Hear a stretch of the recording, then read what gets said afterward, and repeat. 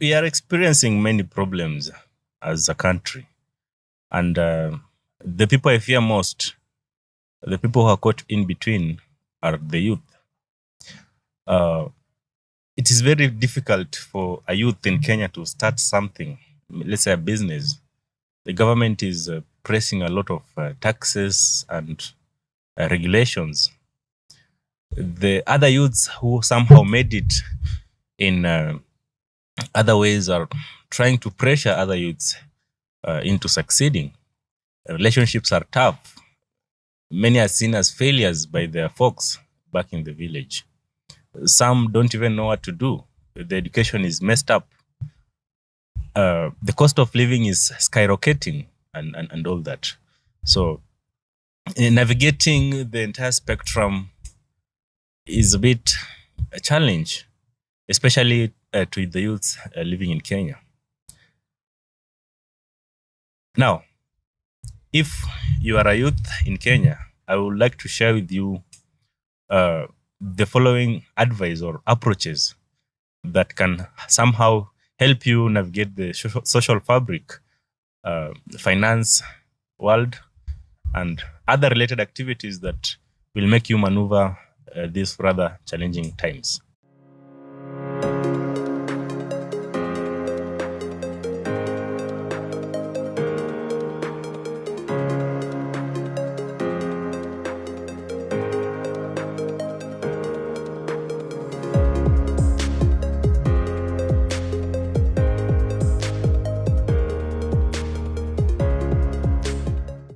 My name is Peter Simboni.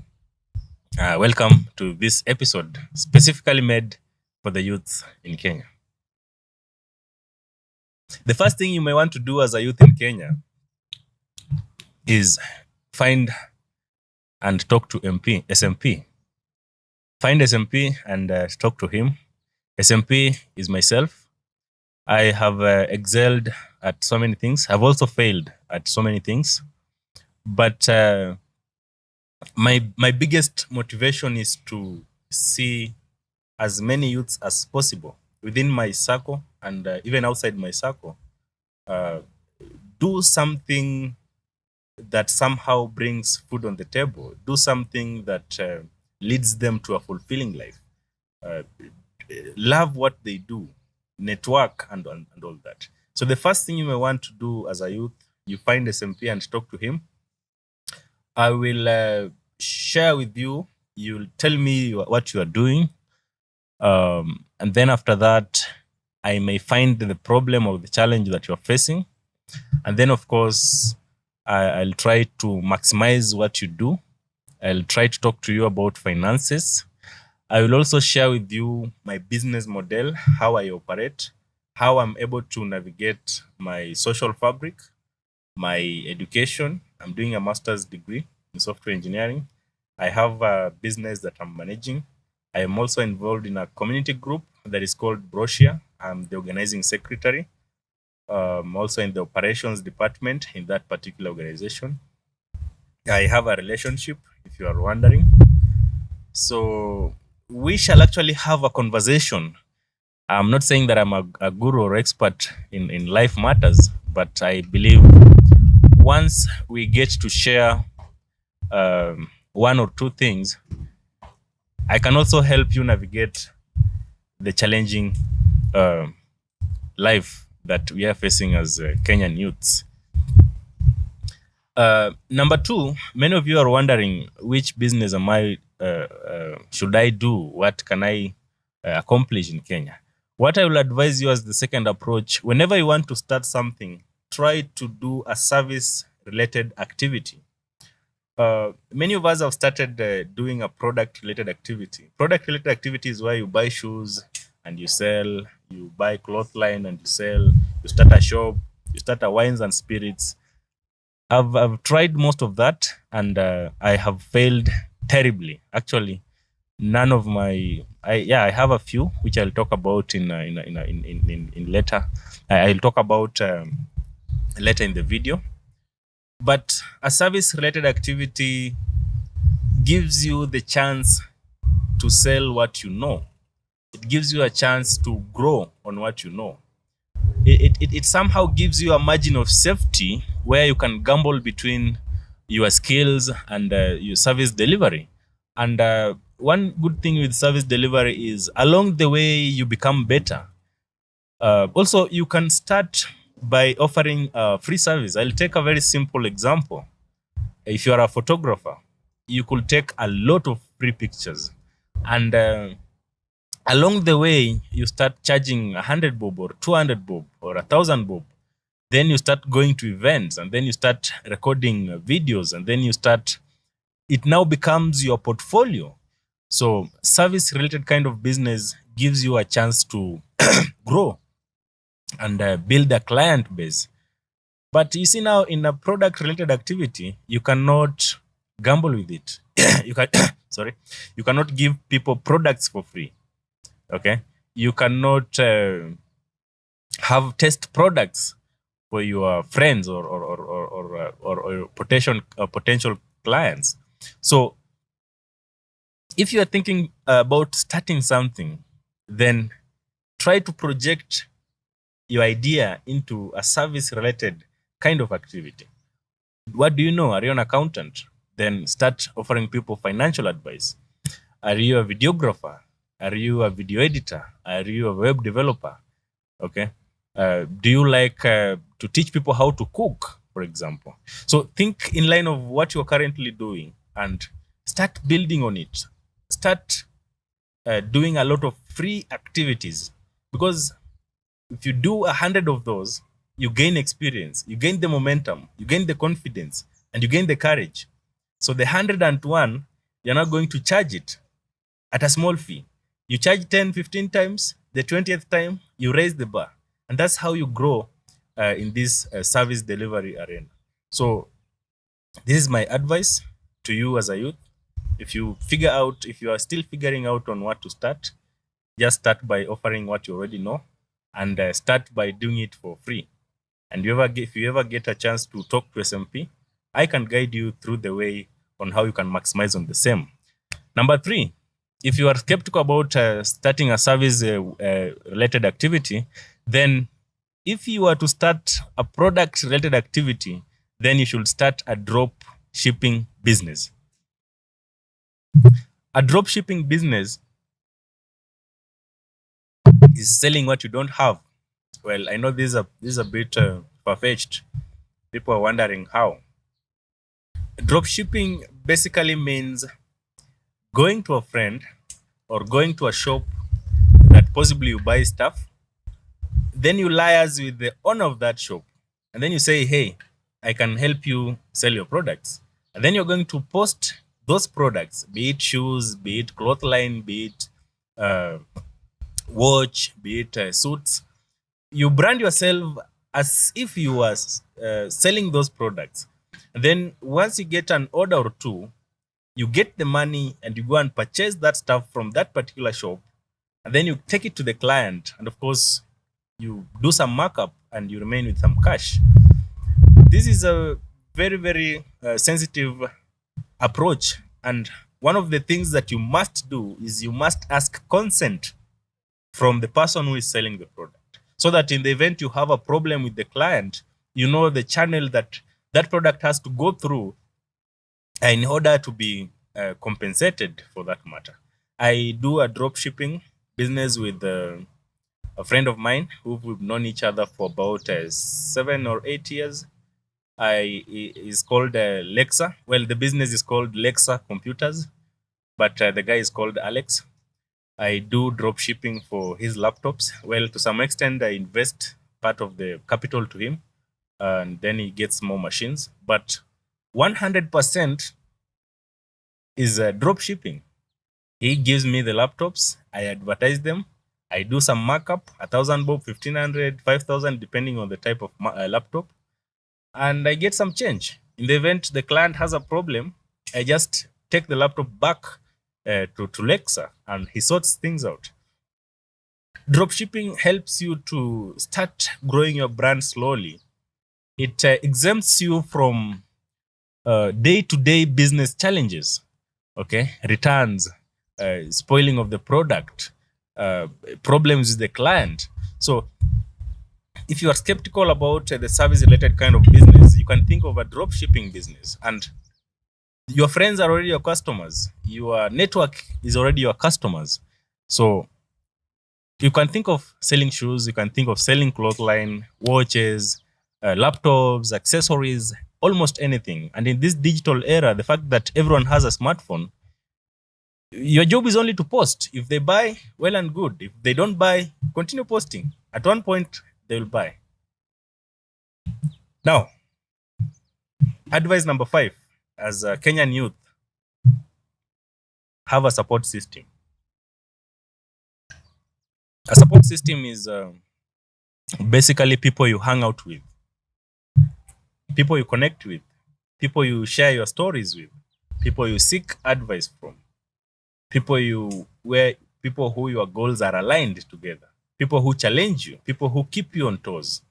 Having that kind of support system will ensure that you are on the right track, because whenever they see you making a mistake, they'll say like, hey, this is the wrong way, let's come back to the right lane and all that. So having a support system is very, very important. My support system is made up of about 20 or more people who I can directly call when I have a problem, be it financially, be it psychological, be it advice related, or be it just hanging out on a Friday night or playing some video games on a Friday afternoons. So if you don't have a support system, I think this is where you should start. Have a support system. And if you think your support system is not working well for you, if you think maybe they're jokers or your goals are not aligned, just quit and start looking for one. Human beings are social creatures, and the moment you start seeking that social guidance, more and many are willing to help. So if you don't have a support system, I have some slots remaining. We can have a conversation to build a support system. Advice number 5, execute your plan. I have met so many people, most of them who have great ideas, but the only problem is they never implemented those ideas. You meet a guy 1 month down the line, he tells you about a very good idea. 1 year later, they did not start the idea. They're telling you the same idea. So do not talk about it. Just start it. However small. You think about starting a website, start it. You think about starting a service-related kind of activity, start it. You think about starting a video production, start it. Well, I have to admit, before I started posting on YouTube, I was afraid. And I've been shooting for years, by the way. I've been recording for years, but pushing it to YouTube, somehow I'm like, who is going to watch it? And how am I going to maneuver the traffic? How are people going to judge my content? What if there are some other people who are doing the same content? So all this fear somehow suppressed my intent to do what I'm currently doing. But I say, well, I don't care if I have 1 view or 2 views or 3 views. I don't care if people judge me. I'll do it anyway. And the moment you express that particular statement, then that is the bridging gap. That is the breaking point. That is the difference now between now you and those people who are just saying. So start it. You'll build confidence. You'll build courage. You'll build momentum along the way. You do that, you post a video on YouTube 20 times, the 21st time you've clicked.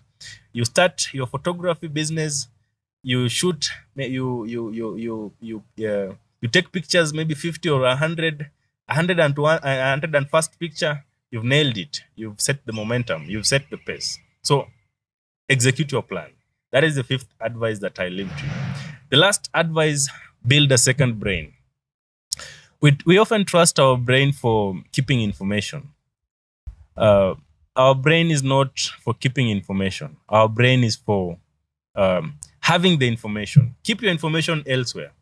What I'm trying to say here, building a second brain simply means have a workflow, have a system, okay? Have a game that is in progress. And I would like to refer to you a concept that I learned recently. It is called the PARA. The initials is PARA. These are the projects. What projects are you currently doing in life? What is their status? How have you organized them? Which ones are a priority? Which ones are archived? Which ones are active? Which ones are to be executed tomorrow, the next week? So align your projects, and I'll be talking about this in later episodes on where we can now start building a productivity system. So which projects are you engaged in? How have you aligned them? What are the milestones and all that? And then the second initial, which is A, we are dealing with para. The second initial, which is A, is the areas in your life. Now, areas in your life are somehow a broad category. These are like your education areas in your education area, for example. What are you currently studying? Are you in the university? Are you taking any courses? Are you learning something new? Uh, Another area can be maybe fitness. How are you good with your fitness routine? Another area is maybe your social fabric, your networking cycle, your work, your business. Those are areas in life. And then R for the para now is resources. Which resources have you set to project your goals and projects? You can think of resources as units that are related to your areas. If let's say today my one of my areas maybe is software engineering, the master's degree in software engineering. So I can think of resources like the programming languages that I'm currently learning that are related to my area of studying. This can be Python, Laravel, WordPress, and all that. So you can think of resources as building blocks or as singular units or topics or subjects that you are engaged in that are somehow related to the projects or areas in your life. And of course, the last initial, which is A, is for area for archives. These are now the projects that you always want to start. You've not started them yet, or somehow you started and they are on hold. Don't dispose them. Keep them around in the archive. So the sixth advice: build a second brain. Of course, I'll be talking more about this in later episodes, so you may want to stick around and subscribe for the same. But those are the 6 basic approaches or advice that I will give any Kenyan youth. I know there's a lot of information out there in YouTube, social media, and everything, but I've scaled down to 6. I've filtered it down to 6, and I hope that if you are somehow confused on what to do, this is a good start. Thank you very much. You can always find more of these on my website, smp.ke. And I hope you'll also stick around. I also have a podcast where I also talk about life issues and money issues. You can get the podcast by visiting the link, podcast.smp.ke. And you can also drop a comment and engage on the same. Thank you very much. See you in the later episodes.